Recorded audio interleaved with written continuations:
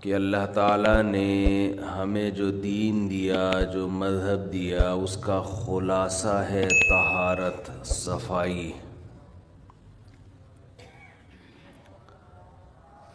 اپنے آپ کو پاک رکھنا، صاف رکھنا۔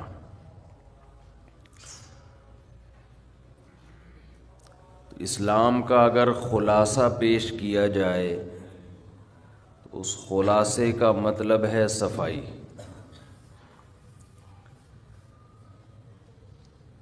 اس میں کئی مثالیں دی تھی میں نے کہ لباس کی صفائی جس طرح سے اللہ نے حکم دیا، دنیا کے کسی مذہب میں صفائی کا یہ تصور نہیں ہے۔ پھر دانتوں کی صفائی ہے، پھر جسم کے اندر کی صفائی ہے، پھر عقیدے کی صفائی۔ انما المشرکون نجس، قرآن کہتا ہے کہ جو مشرک لوگ ہیں وہ بھی ناپاک ہیں۔ تو اس سے پتہ چلتا ہے کہ صرف آپ کا جسم، آپ کے کپڑے میلے نہیں ہوتے، آپ کے کانسیپٹ، آپ کے نظریات، آپ کی سوچ بھی میلی ہوتی ہے۔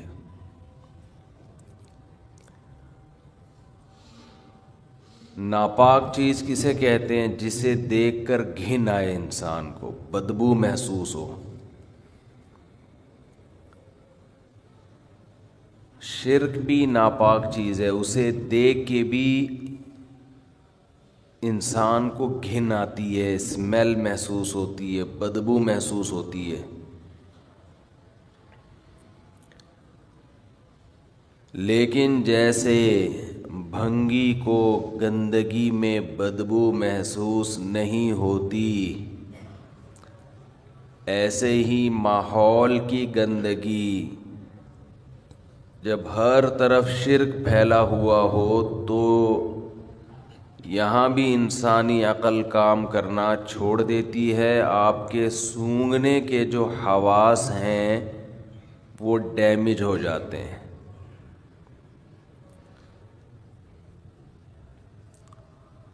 سونگھنے کے حواس ڈیمیج ہوتے ہیں تو آپ کو شرک کی بدبو محسوس نہیں ہوتی، ورنہ شرک بھی ایسی چیز ہے جس سے انسان کو گھن آتی ہے۔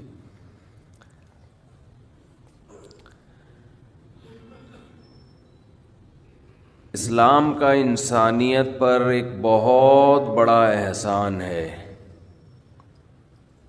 کہ جب اسلام دنیا میں آیا تو انسان جس چیز کو دیکھتا کہ وہ اس کی خدمت کر رہی ہے، انسان اسے مقدس سمجھنے لگتا۔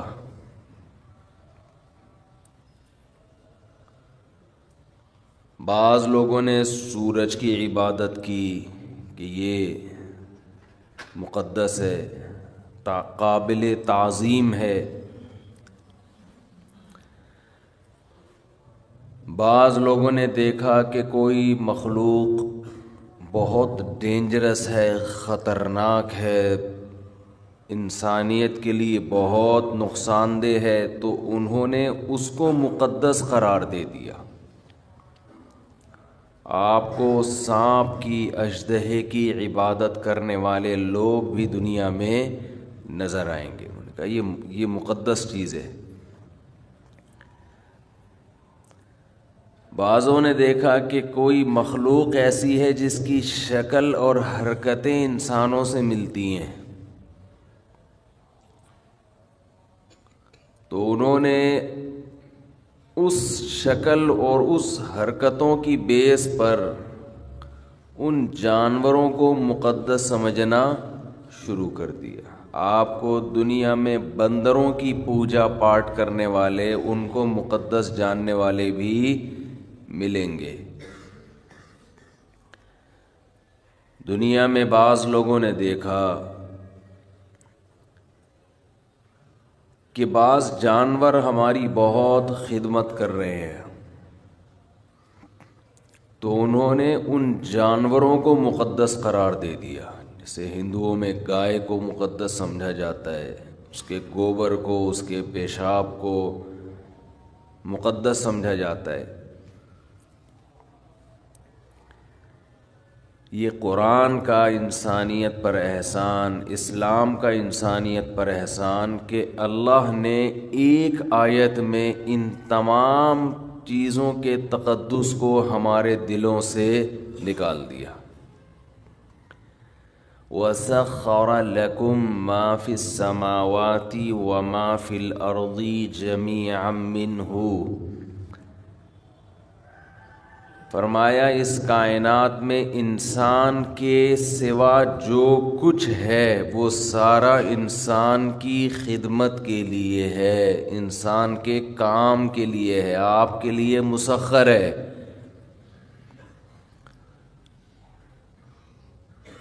تو اب آپ بتاؤ، جو آپ کی خدمت میں لگا ہوا ہو وہ آپ کے لیے مقدس کیسے ہو سکتا ہے؟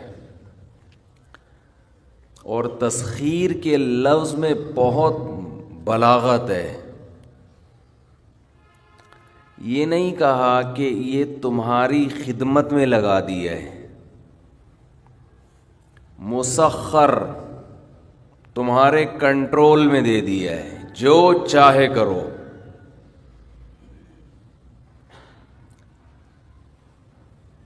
یہی وجہ ہے کہ جس قوم میں کسی خاص مخلوق کا تقدس ہے، وہ قوم اس مخلوق کو اپنے فائدے کے لیے بہت سارے مواقع پر استعمال نہیں کرتی۔ وہ گائے کو ذبح کرنا، اس کا گوشت کھانا، سمجھتے ہیں یہ تقدس کے خلاف ہے۔ تو اللہ نے بتا دیا کہ جو یہ سب کچھ تمہارا ہے تو تم ان تمام چیزوں پہ تحقیق کر سکتے ہو، ریسرچ کر سکتے ہو۔ مینڈک کے آپریشن آپ لوگوں نے شاید بایولوجی میں کیے ہوں گے، اس کو کیسے لٹا کے اس کا پیٹ چاک کر دیا جاتا ہے۔ انسانی پارٹس، انسان کے جسم میں جانوروں کے پارٹس لگائے جا سکتے ہیں۔ ابھی ماضی قریب میں خنزیر کا دل کسی انسان کے لگا دیا، جس طرح سے چاہو۔ ہاں، جو جانور ناپاک تھے ان کے کھانے سے منع کر دیا، لیکن اس میں بھی ایک شرط لگا دی کہ اگر جان کا خطرہ ہے تو کھا بھی سکتے ہو، کہ تمہاری خدمت کے لیے پہلے تمہاری جان بچے گی۔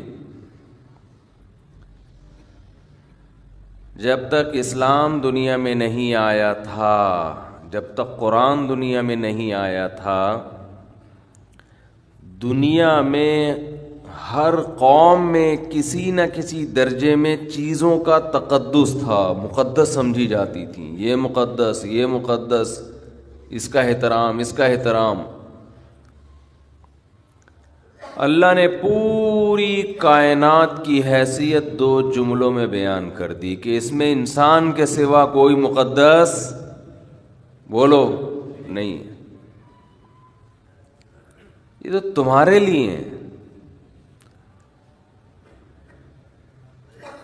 اور انسانوں کو بھی بتا دیا کہ تم اس کائنات میں سب سے مقدس تو ہو، مگر تم سب کے سب اللہ کے ہاں ایک جیسے محتاج ہو۔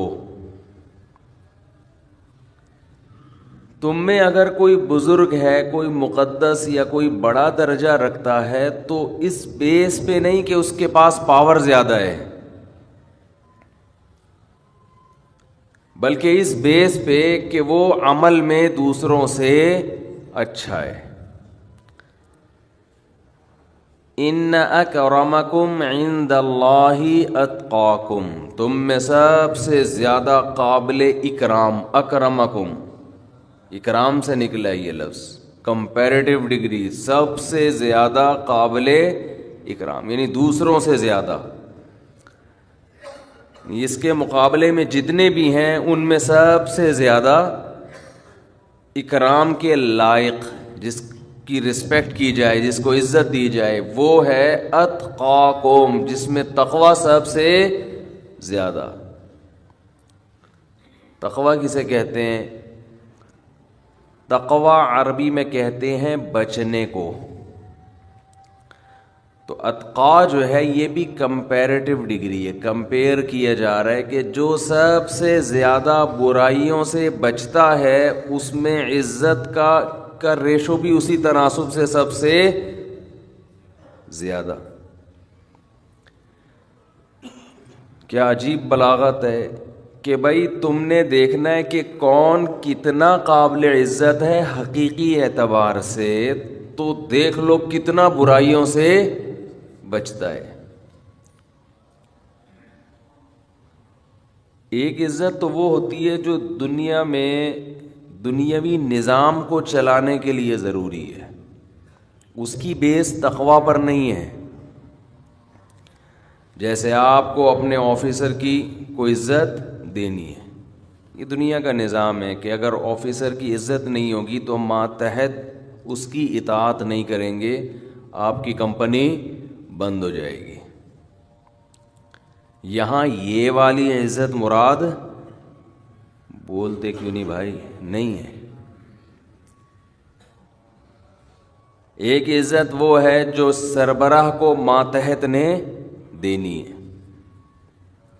باپ کافر ہے، گھر کا سربراہ ہے، بیٹا مسلمان ہے، تو باپ بیٹے کی عزت نہیں کرے گا بلکہ بیٹا باپ کی عزت کرے گا. حالانکہ تقوی کس میں زیادہ ہے؟ بیٹے میں. لیکن چونکہ باپ ہے تو شریعت نے باپ ہونے کی بیس پر اس کو آپ کے لیے قابل عزت بنایا. یہ میں اس لیے دلیل دے رہا ہوں، یہ ڈیفائن کر رہا ہوں کہ آج بہت سے لوگ جو فقہ پر حضرات فقہائے کرام پر اعتراضات کرتے ہیں نا قرآن حدیث کی روشنی میں، ان کو قرآن و حدیث کا پتہ نہیں ہوتا. فقہ کی کتابوں میں صدیوں سے ایک مسئلہ چلا آ رہا ہے، مجتہدین اس کے قائل ہیں، چاروں ائمہ اس کے قائل ہیں کہ جب لڑکی کا نکاح ہوگا تو اس کے ہم پلہ میں ہوگا، پیرلل ہوگا. لڑکا اس کا کفو ہونا چاہیے، برابر کا یا اس سے اونچا ہونا چاہیے. تو اس برابری میں، اس اونچائی میں اس کی ذات بھی دیکھی جاتی ہے. ذات سے مراد قوم، اس کا خاندان بھی دیکھا جاتا ہے، اس کا نسب دیکھا جاتا ہے، اس کا عہدہ دیکھا جاتا ہے، اس کا مال دیکھا جاتا ہے. فقہا لکھتے ہیں کہ جو اونچے خاندان کا آدمی ہے وہ ایک کمتر خاندان کی لڑکی کا پیرلل ہے، لیکن اونچے خاندان کی لڑکی کمتر خاندان کی لڑکی کی اس کے جوڑ کی لڑکے کے جوڑ کی نہیں ہے.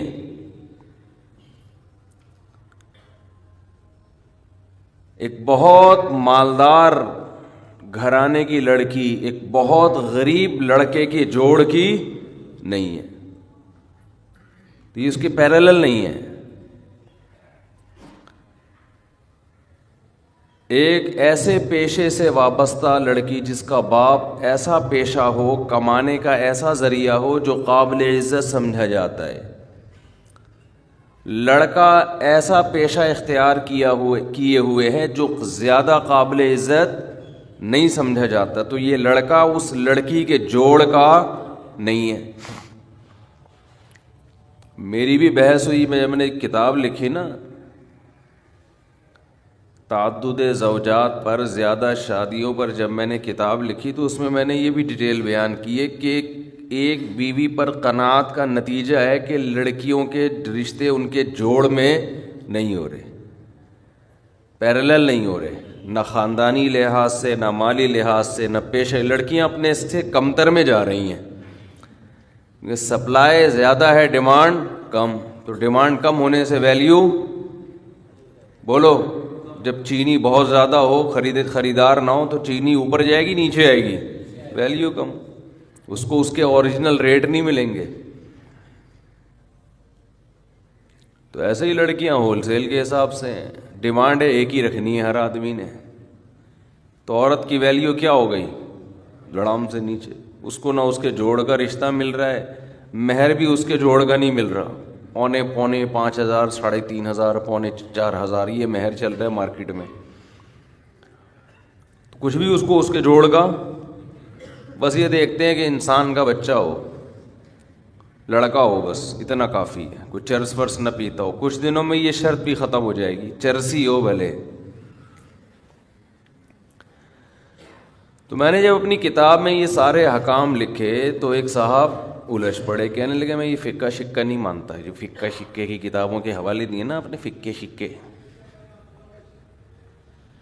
کہہ رہے قرآن تو کہہ رہے تم میں سب سے زیادہ عزت والا وہ ہے جو تم میں سب سے زیادہ تقوی والا. آپ نے بول دیا کہ لڑکا قابل عزت ہونا چاہیے.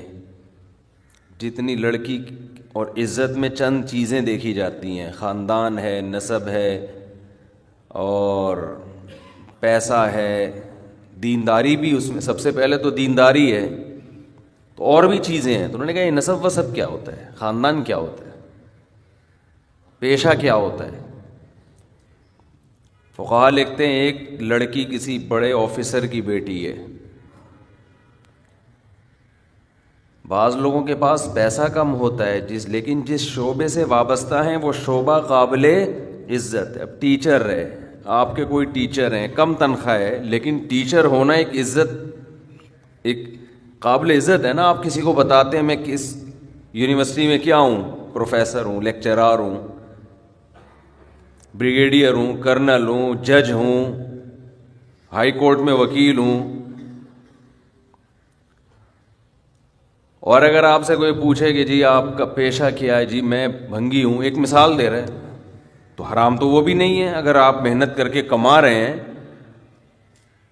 اور قیامت کے دن ہو سکتا ہے بھنگی کا مقام اس کرنل سے زیادہ ہو, اس جج سے زیادہ ہو, اس لیے کہ اس میں تقویٰ تھا اور اس میں تقویٰ نہیں تھا. تو اصل عزت تو اس بھنگی کی ہے جس میں تقویٰ ہے. اکرمکم عند اللہ اتقاکم, اللہ کی نظر میں زیادہ قابل عزت کون ہے, جس میں تقویٰ ہے. لیکن دنیا کے احکام میں اللہ نے, شریعت نے اس کی رعایت کی ہے کہ نظام کو چلانے کے لیے جو معیارات ہیں دنیا میں, وہ اگر شریعت کے اگینسٹ نہ ہو تو شریعت ان معیار کو نہیں چھیڑتی ہے, اس کو باقی رکھتی ہے. کہ دنیا کے نظام اسی طرح چلتا ہے کہ اگر آپ نے ایک جج کو اور ایک بھنگی کو ایکول کر دیا, برابر کر دیا, تو نظام چلے گا دنیا کہاں چلے گا. سپریم کورٹ کے جج کو آپ کو عزت دینی پڑے گی, اس کو الگ پروٹوکول دیا جاتا ہے, آفیسر کو الگ پروٹوکول دیا جاتا ہے, مینیجر کا الگ پروٹوکول ہوتا ہے, ماتحتوں کا الگ ہوتا ہے.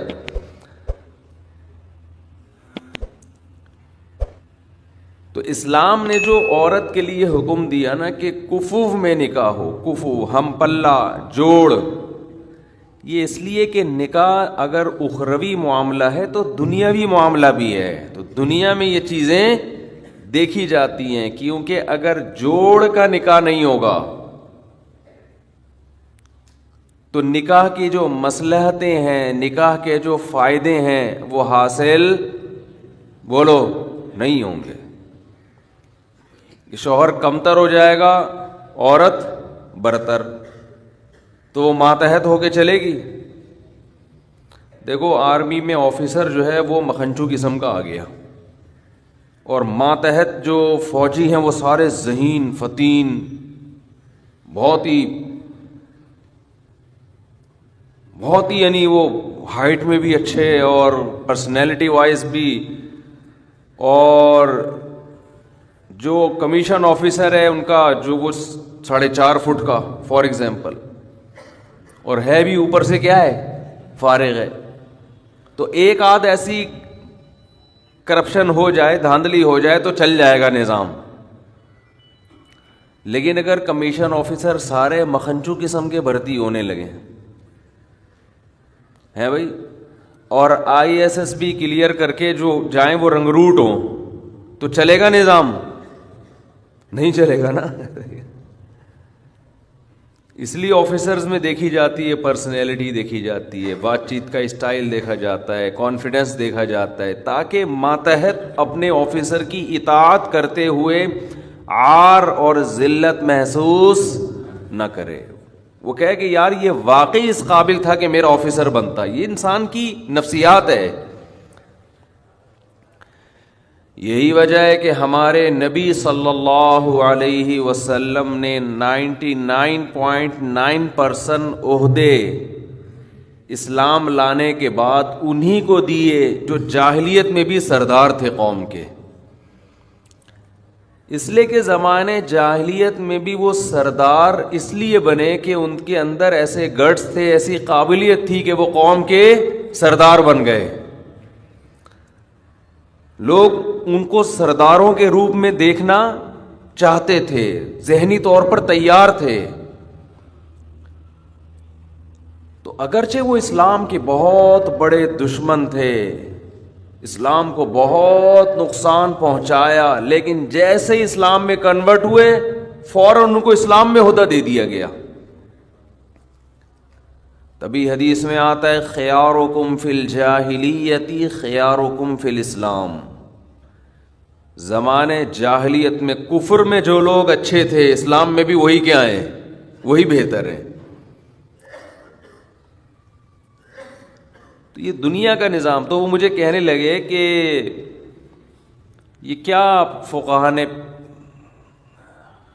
جو ہے نا اپنی طرف سے معاذ اللہ تفصیلیں بیان کی ہیں کہ لڑکی کا یہ، اگر وہ لڑکی جناب اتنے اونچے، اس کا باپ اگر کوئی جج ہے یا کوئی بریگیڈیئر ہے یا کوئی بہت بڑا آفیسر ہے، اور لڑکا اگر مثال کے طور پر جھاڑو لگاتا ہے گلی محلے میں، تو یہ نکاح، یہ غیر کفو میں نکاح ہے۔ اس کی کچھ شرطیں ہیں، باپ کی اجازت کے بغیر تو منعقد ہی نہیں ہوگا، چاہے لڑکی راضی بھی کیوں نہ ہو، کیونکہ اس میں باپ کی بھی بدنامی ہے۔ اس کو حق حاصل ہے کہ وہ اس نکاح کو کالعدم قرار دے دے۔ تو یہ کہاں سے نکالا آپ نے؟ اسلام تو کہتا ہے ان اکرمکم عند اللہ اتقاکم۔ تو میں نے کہا پھر آپ یعنی اگر یہی بیس ہے اس کی، تو پھر آپ کے آفس میں تو جو آپ کا باس ہے، ہو سکتا ہے آپ کے ماتحت نمازی ہو، وہ نماز نہ پڑھتا ہو، تو باس تو پھر اس کو ہونا چاہیے جو کون ہے، جو نماز پڑھتا ہے۔ بس ہر آدمی نا ایک ڈگڈگی جو ہوتی ہے نا، جیسے بندر کے ہاتھ میں کوئی چیز آ جائے، کتنا خطرناک ہے نا، کچھ بھی کر سکتا ہے وہ۔ بندر کے ہاتھ میں گرنیڈ آ جائے، بندر کے ہاتھ میں بندوق آ جائے تو سب بھاگیں گے بھائی، کسی پہ بھی چلا دے گا۔ تو آج بھی ایسا ہی ہے، علم آ گیا ہے ان لوگوں کے ہاتھ میں جو علم کے اہل نہیں ہیں، اٹھا اٹھا کے فتوے لگاتے رہتے ہیں لوگوں کو، بس ریفرنس سے لوگ متاثر ہو رہے ہیں کہ حدیث کا حوالہ بھی دیا محترم نے، اور محترم نے قرآن کی آیت بھی پیش کی ہے، اوپر سے کیا ہے، خالی۔ تو دنیا میں تو اصول کچھ اور ہے، تبھی حدیث میں آتا ہے انزل الناس منازلہم، دنیا میں جس کا جو مقام ہے اس کو وہ مقام دو۔ تبھی جب عرب کے سردار آیا کرتے تھے تو آپ صلی اللہ علیہ وسلم ان کو عزت دیا کرتے تھے، حالانکہ وہ غیر مسلم تھے۔ جب حضرت ابو سفیان فتح مکہ کے موقع پہ مسلمان ہوئے ہیں، چونکہ سردار تھے نا، اسلام لائے، تو آپ نے ان کو پروٹوکول دیا کہ جو ابو سفیان کے گھر میں داخل ہو جائے گا ہماری طرف سے اس کو معافی ہے۔ عزت دی آپ صلی اللہ علیہ وسلم نے ان کو۔ تو میں یہ عرض کر رہا تھا کہ لیکن اتنی بات ہے کہ ایک تو ہے دنیا کے نظام کو چلانے کے لیے کسی بیس پہ کسی کو عزت دینا، یہ جو دنیا میں عزت دی جاتی ہے اس کی بھی کوئی بیس ہوتی ہے۔ اچھا ایک بات خوب سمجھ لو، یہ بات درمیان میں موضوع سے تھوڑی سی ہٹ کے دیکھو، اسلام میں سب سے پہلے جان کی حفاظت ہے، یہی وجہ ہے کہ جان بچانے کے لیے خنزیر کھانے کی بھی شریعت نے اجازت دی۔ تو جان پہ کمپرومائز بولو نہیں کرنا چاہیے۔ دوسرے نمبر پر عزت ہے یا پیسہ ہے؟ عزت ہے. دوسرے نمبر پہ سب سے زیادہ جو چیز حفاظت کے لائق ہے وہ پیسہ نہیں ہے بلکہ کیا ہے؟ عزت ہے. تیسرے نمبر پہ سب سے زیادہ حفاظت کس چیز کی ہے؟ پیسے کی ہے. آج تینوں کی حفاظت کا مسلمان کے پاس سرے سے کوئی انتظام نہیں ہے. الٹے الٹے مشورے، الٹی الٹی باتیں. اکثر علماء جو شہید ہوئے نا ان کے متعلقین کی غفلت کی وجہ سے شہید ہوئے. کل ہم کہیں بیٹھے ہوئے تھے، کسی نے کہا کہ حضرت مولانا اسلم شیخوپوری صاحب آیا کرتے تھے ہمارے پاس بغیر کسی گارڈ کے. کتنا اللہ پہ اعتماد تھا، توکل تھا، ہمارے پاس آیا کرتے تھے بغیر کسی گارڈ کے. اتنے مشہور آدمی تھے. میں نے کہا اسی وجہ سے تھے، اب نہیں ہیں. اسی وجہ سے تھے، اب نہیں. تو ہمارے ہاں سب سے سستی چیز انسانی جان انسانی جان ہے اور انسان کا خون ہے، اور جن میں علماء سب سے پہلے. عبرت ہی نہیں ہوتی نا. اتنے حادثات، اتنے واقعات، اتنی لاشیں گر چکی ہیں، اتنے. آپ ذرا اندازہ لگاؤ، حضرت مولانا یوسف الجہانوی شہید رحمۃ اللہ علیہ، ان سے بھی پہلے سے شروع کرو، گنتے گنتے تھک جاؤ گے، سلسلہ ختم نہیں ہوگا. پھر بھی وہی مکھنچوں والی باتیں، بیکار قسم کی باتیں، فضول قسم کی باتیں. اور سب کا سب کے بارے میں یہی حال ہے، اپنے بارے میں بھی یہی ہے. ہماری گلی محلے میں صبح و شام موبائل سنیچنگ، ڈکیتیاں، فائرنگ. گارڈ رکھنے کے لیے اب جا کے 20 سال کے بعد جا کے گارڈ رکھا گیا ہے گلی میں. وہ بھی پتہ نہیں کتنے لوگوں نے ایسے تحریک چلائی جیسے تحریک آزادی چل رہی ہو، کوئی نیا ملک بنانے کی بات ہو رہی ہو. لوگوں کی جیب سے پیسے ہی نہیں نکلتے. او بھائی، موبائل سنیچنگ ہو رہی ہے، ڈاکو گلی گلی محلے میں ذرا سی بات پہ جان لے رہے ہیں. کچھ تو کرو. بس گورنمنٹ کو گالیاں دی اور پتلی گلی سے نکل لی، اپنی باری کا انتظار کر رہے ہیں. گورنمنٹ کو آپ اچھا کہو، برا کہو، ڈاکو اپنے مفاد کے لیے آپ کی جان 2 منٹ میں لے گا، معذور کر دے گا آپ کو. لیکن نہ اپنی حفاظت کے لیے کوئی اسلحہ رکھا جا رہا ہے، لائسنس بنوایا جا رہا ہے، نہ کوئی اور سب عوام کا بھی یہی حال ہے. نہ گلی محلے میں کوئی انتظام کیا جا رہا ہے. پہلے بیریئر لگا دیے تھے تو زگ زیگ کھیلتے رہو بس گلیوں میں. سانپ والا نہیں ہوتا تھا یہاں سے جو، تو ہم بھی سانپ والا سچی مچی میں شروع ہو گئے تھے. یہاں سے گئے بند ہو گئے، اب وہاں سے گھوم کے جاؤ، پھر ادھر سے گئے آگے بند ہے، پھر وہاں سے وہ سانپ والا بن گیا تھا پورا. پہلے موبائل میں آتا تھا نا سانپ والا.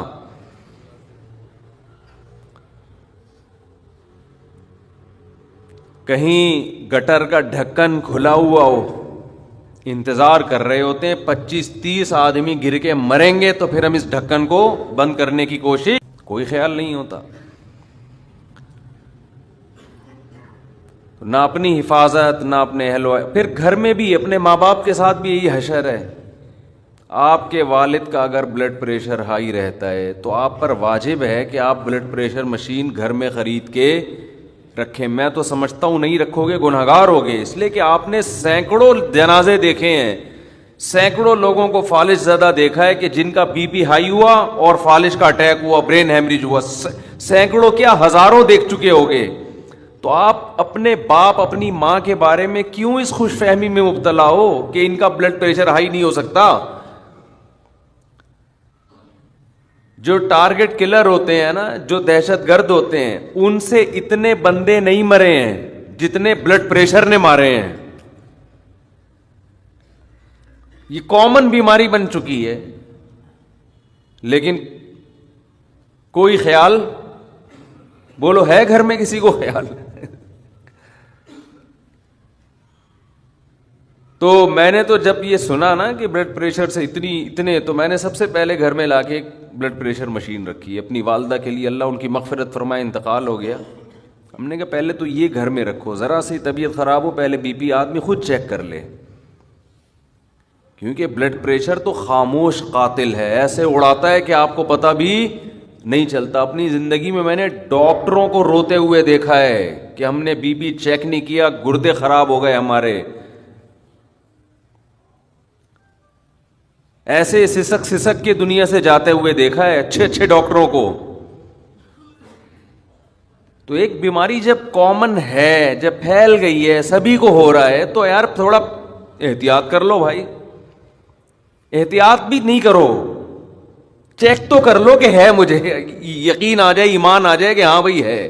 پھر بے شک مرو تو سوچ سمجھ کے مرو گے کہ یار میں مرنے پہ ہی راضی ہوں، بی پی ہائی ہے، میں 6 انڈے کھاؤں گا. میں کئی لوگوں کو ہم نے دیکھا ہے بی پی ان کا ہائی ہوا ہے، گھر والوں کو پتہ نہیں، ابا کو 3 انڈے کھلا دیے انہوں نے، ابا کو سری پائے کا سالن کھلا دیا. اب آپ بتاؤ یار، وہ دہشت گرد آ کے گولی سے مارتا، نشانہ بھی خطا ہو سکتا تھا، گھٹنے میں بھی لگ سکتی تھی، کیا خیال ہے؟ اور یہ بھی ہو سکتا تھا اس کی بندوق ہی نہ چلے. لیکن جب بی پی بندے کا اتنا ہائی ہوا ہے، آپ نے اس کو 3 انڈے اپنے ابا کو آپ اپنے مبارک ہاتھوں سے کھلا رہے ہو، ابا پائے پکے میں کھائیے پلیز. اب یہ گھٹنے پہ جا کے نہیں لگے گا اب یہ نشانہ خطا نہیں ہوگا، اب یہ ڈائریکٹ برین ہیمریج کرے گا، یہ ڈائریکٹ دماغ کی رگ پھاڑے گا، یہ جا کے یہ ہارٹ اٹیک کا ذریعہ بنے گا، کچھ بھی ہوگا. تو مر رہے ہیں لوگ، عمریں ختم. عمر کوئی، آپ قبرستان جا کے ذرا لوگوں کی عمر تو دیکھو نا، ایج دیکھو کتنی ہے لوگوں کی. میں نے تو سروے کیا ہے 60 55 50 90% 55 60 کے اندر نظر آئیں گے آپ کو. 90% کوئی ایک آدھ سینکڑوں میں ہوگا جو جی 70 سال یا 75 یا 80 سال. تو یہاں بھی غفلت ہے. سب سے پہلے کیا ہے اسلام میں؟ بولو، جان. وہ ہر قیمت پہ بچانی ہے، کیونکہ یہ ایک ایسی نعمت ہے جو ایڑیاں رگڑ لوگے لیکن دوبارہ نہیں ملے گی. ہندو کہتے ہیں 7 جنم ہے، اسلام کہتا ہے بس 1 جنم، دوبارہ یہ روح دنیا میں نہیں آئے گی. حضرت عیسیٰ علیہ الصلاۃ والسلام دنیا میں آئیں گے، لیکن وہ بھی زندہ ہیں، ابھی تک ان پر موت واقع ہوئی نہیں ہے. اللہ ایسے بھی تو کر سکتا تھا نا کہ عیسیٰ علیہ السلام کو موت واقع کر دیتا پھر دوبارہ زندہ کر کے لے آتا. اللہ نے کہا نہیں، میرا قاعدہ ہی نہیں ہے، گیا دنیا سے تو گیا بس. تو ان کو اللہ نے زندہ آسمانوں پہ اٹھا لیا کہ ایک ہی دفعہ میں موت واقع ہوگی.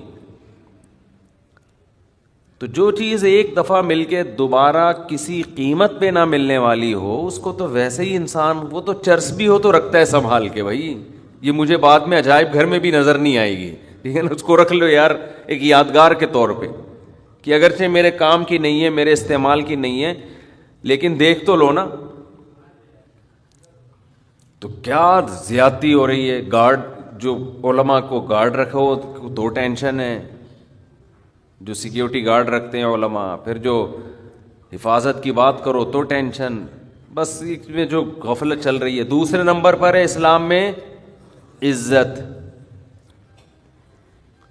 جہاں عزت جا رہی ہو، دولت جا رہی ہو اور جان بچ رہی ہو، تو کیا کرنا ہے؟ جان بچانا ہے. جہاں عزت جا رہی ہو پیسہ دے کر، تو پیسہ بچانا ہے یا عزت بچانی ہے؟ عزت بچانی. پیسے کو داؤ پہ لگا دینا ہے، اس لیے کہ انسان تو قابل تکریم ہے نا، اس کی انسانیت کا تقاضا ہے کہ وہ قابل عزت. اسی وجہ سے علماء کہتے ہیں کہ ایک شعبہ ایسا ہے جس میں پیسہ زیادہ ہے، عزت ختم. دوسرا شعبہ ایسا ہے جس میں پیسہ کم ہے لیکن عزت زیادہ ہے، تو ترجیح کس کو دینی ہے؟ عزت والے کو. سمجھتے ہو کہ نہیں سمجھتے؟ ہمارے ایک دوست نے مجھ سے پوچھا کہ مجھے جاب مل رہی ہے، بہت پیسہ ہے، لیکن ابا کہتے ہیں آرمی میں چلے جاؤ، کمیشن آفیسر بن جاؤ. اس میں اتنا جو ان کو جاب مل رہی تھی اس کے حساب سے اس میں پیسہ کم تھا. میں نے کہا عزت کس میں ہے؟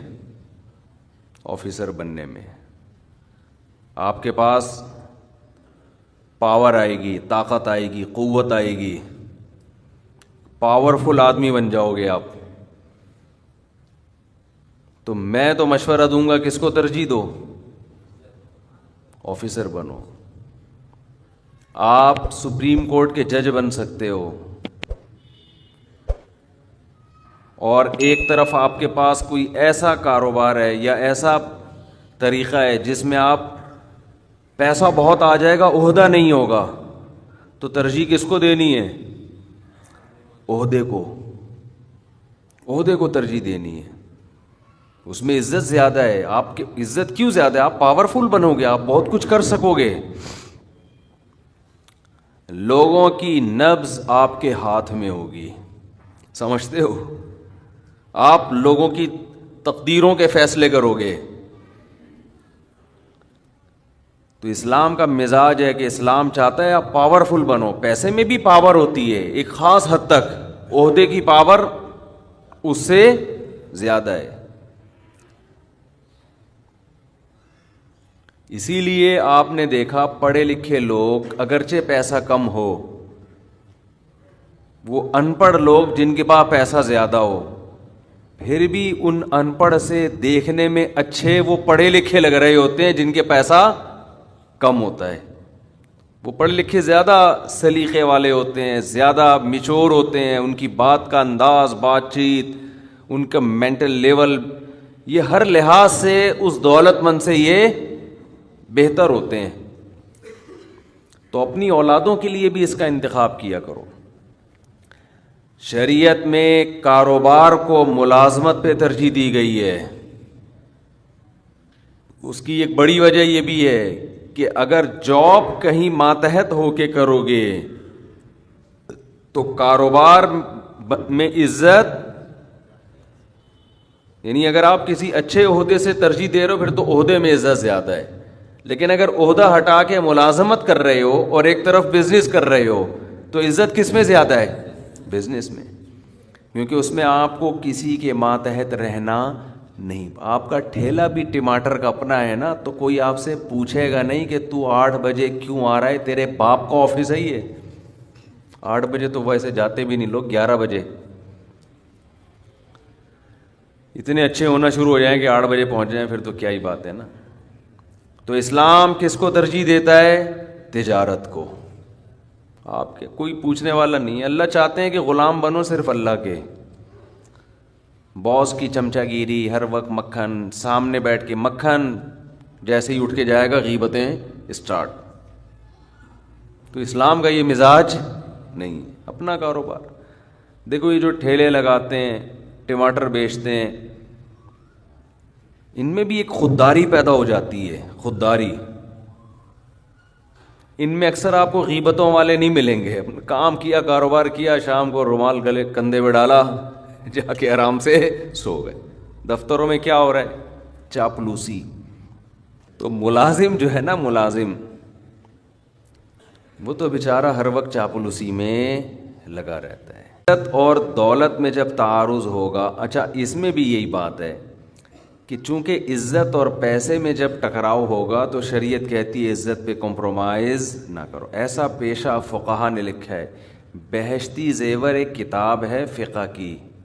فقہ کا مطلب کیا ہوتا ہے؟ قرآن و حدیث سے مسائل جو استنباط کیے ہیں فقہاء کرام نے.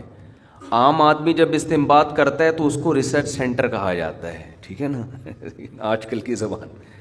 جو فقیہ نہیں ہوتا اور جو بڑے بڑے علامے ماضی میں گزرے ہیں جن پر پوری امت نے اعتماد کیا، وہ جب کوئی کتاب لکھتے ہیں تحقیق کی تو اس کو کیا کہا جاتا ہے؟ فقہ کی کتاب. قرآن اور حدیث سے اسلامی قانون کو انہوں نے اخذ کیا ہے. تو اصل ہماری فقہ کی کتابیں عربی میں ہیں، اردو فارسی انگریزی میں نہیں ہیں. تو انہی عربی کتابوں سے پھر مختلف زبانوں میں ترجمے بھی ہوئے ہوئے. تو حضرت مولانا اشرف علی تھانوی رحمہ اللہ تعالیٰ کی ایک کتاب ہے بہشتی زیور، جس کو جامعۃ الرشید نے آسان کر کے چھاپا ہے، کیونکہ پرانی اردو میں ہے، اس میں بہت سی ایسی چیزیں بھی ہیں جو اس زمانے کے حساب سے تھیں، آج اس کی ضرورت نہیں ہے. تو آج کے حساب سے اس کو آسان کر کے چھاپا ہے، تو اس کا نام بن گیا تسہیل بہشتی زیور، یعنی تسہیل کا معنی آسان کر دیا. وہ کتاب ہر گھر کی ضرورت ہے، اس کو لازمی رکھیں گھروں میں، پڑھا کریں اس کو. خاص طور پہ خواتین جو حیض و نفاس کے مسائل آج کل نہیں جانتی ہیں، نماز کے مسائل ہیں اس میں، کب مینسز شروع ہوتے ہیں، کب بند ہوتے ہیں، نفاس کے مسائل کیا ہیں، کب غسل فرض ہوتا ہے، یہ احکام بہت ڈیٹیل میں اس میں، وہ ہر گھر کی ضرورت ہے. تو حضرت حکیم الامہ مولانا اشرف علی تھانوی رحمہ اللہ تعالی نے بہشتی زیور میں لکھا ہے کہ مسلمان کو چاہیے کہ وہ بھنگی کا پیشہ اختیار بولو نہ کرے، مل بھی رہا ہو تو نہیں، کیونکہ اس میں مسلمان کی بے عزتی اور پھر اسلام کی بے عزتی ہے.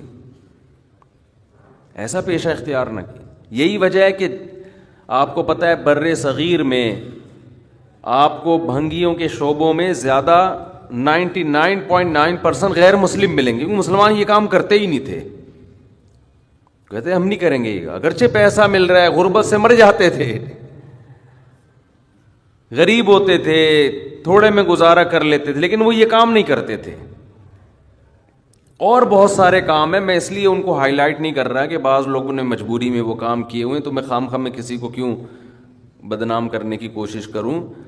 لیکن اصولی بات یہ ہے کہ آپ جو پیشہ اختیار کرتے ہیں نا، اس کا آپ کی کھوپڑی پہ بہت گہرا اثر پڑتا ہے، آپ کی سوچ اسی حساب سے بن جاتی ہے، آپ کے جو مینٹل لیول ہے نا وہ اسی حساب سے ڈاؤن ہونا شروع ہو جاتا ہے جو پیشہ آپ اختیار کر رہے ہیں. آپ نے کاروبار بنا لیا، لوگوں کی بغلیں صاف کر رہے ہیں بیٹھ کے آپ صبح و شام، بزنس تو یہ بھی ہو سکتا ہے، لیکن تھوڑے دنوں میں کیا ہوگا، آپ کا جو دماغ ہے نا وہ اسی حساب سے ڈاؤن ہونا شروع ہو جائے گا. سر کے بال کاٹنا تو ٹھیک ہے، بغلیں نہ صاف کیا کرو بھائی لوگوں کی، بولو تو جاؤ خود ہی یہ گند اپنا خود صاف کرو جا کے، ہم سے کیوں کروا رہے ہو صاف. تو ہیئر کٹنگ تو چلو سمجھ میں آتا ہے، ٹھیک ہے بھائی. تو یہ تو میں نے ایک آسان سی مثال دی ہے سمجھانے کے لیے کہ کام وہ کرو جس میں گھٹیا پن نہ ہو. تو خیر کہاں سے کہاں بات چلی تھی، عزت، اور جب پیسے کی بات آئے تو ترجیح کس کو دینی چاہیے؟ عزت. عزت پہلے، پیسہ بعد.